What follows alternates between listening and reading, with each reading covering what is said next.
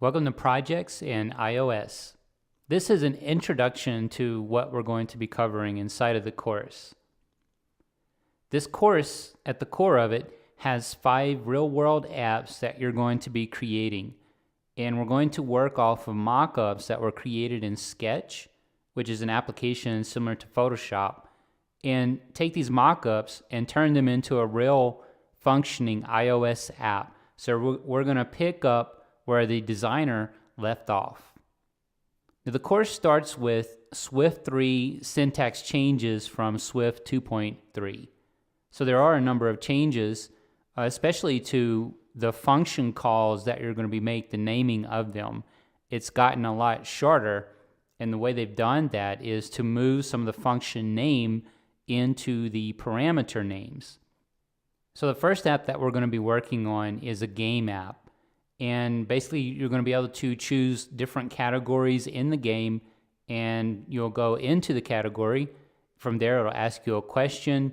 You'll be given several choices, and you can choose your correct choice and get feedback from the game based on that. So we're going to learn how to do a complex UI using advanced auto layout, because each of the choices when you're asked a question are buttons, and these are going to be laid out in rows and columns. So we're going to see how do you keep everything consistent when you're doing that kind of layout.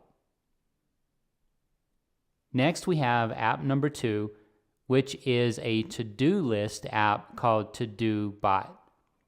And inside of this app, we're going to learn about core data. So this is going to be a core data driven application where we integrate core data, get our data into it, and get our data back out of it.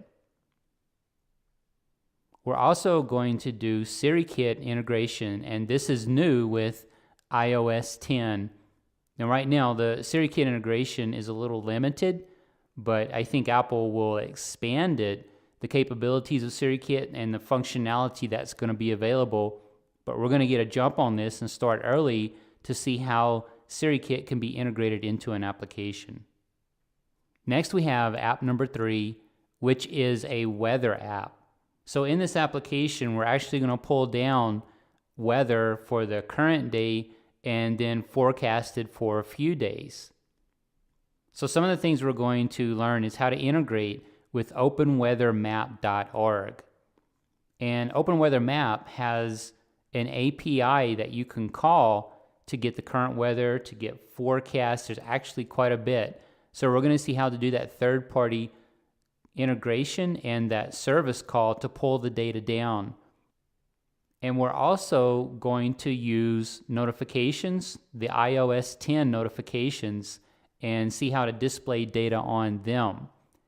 And as well, we're going to work with Swifty.json, which is a third-party component we're going to get from GitHub. It's very popular for helping you parse JSON, because that's what the data is going to come back as when we do our API calls to openweather.org. Then we have app number 4, which is a finance app. So in this app, you can enter credits or debits and then see the listing of transactions that you've entered. And there's also a screen to show you the different charts. So your transactions will be charted over a time period. And this app has a bit of an advanced UI, so we're going to see how to go from the mock-ups into the functional app and translate fairly accurately what's happening there. With this app, we're going to do some chart integration of a GitHub project by Daniel Gendy. So this is a very popular charting application because the charting abilities inside of Swift alone are pretty limited and also complex to try and get the level of functionality that's provided in this charting project. So it's a third-party integration, and we're going to see how to get that going and link it up and make use of it. And then we're going to take what we've learned about notifications and expand them into interactive notifications. This is also an iOS 10 feature. The difference here is that with an interactive interactive notification, you get the display of the notification, and then the user can pull it down and get some choices. And these are choices that we can display to the user. So we'll create our choices, they'll display, the user will select the choice, and we'll be able to intercept that choice and do something inside of our application. So that's why they're interactive, because you get this interactivity with the user. And we're going to see how to display these notifications in the app as well as when the app is in the background. And by background, what I mean is the user has our application running, then they click the home button, which sends it to the back. It looks like the app has shut down or turned off, but it's just in the background, and the user can go into other apps, they can go to their home screen, but we can display the notification in that scenario as well as inside of the application, and we'll see how to do both in building this app. Then finally, we have a converter application. So this app is going to let us do length conversions, currency conversions, and we're going to also do some third-party integration to get our currency data. So we're going to learn about how to take mock-ups of a complex UI and translate it into the functional app where it's going to be an interactive UI. So this is taking the complex UI that we designed in an early app and kicking it up quite a notch to get the functionality we need with the accuracy against the mock-ups that we're designing off of or building off of.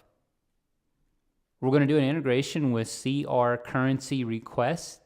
This is a GitHub project, another one that's popular on GitHub for getting currencies. Because the currency data changes every day, we need to get the latest data. So we don't want to be using stale data. So that's why it's important to make these calls out on the internet to pull in the latest data, and CR currency request is going to help us do that.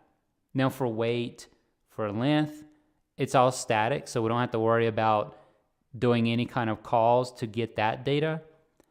And as well, we're going to see how to use some new Swift 3 features to work with these units. So in the beginning, we're going to start off by hard coding the numbers. So doing a conversion from inches to millimeters or millimeters to meters, all that data is going to be hard coded.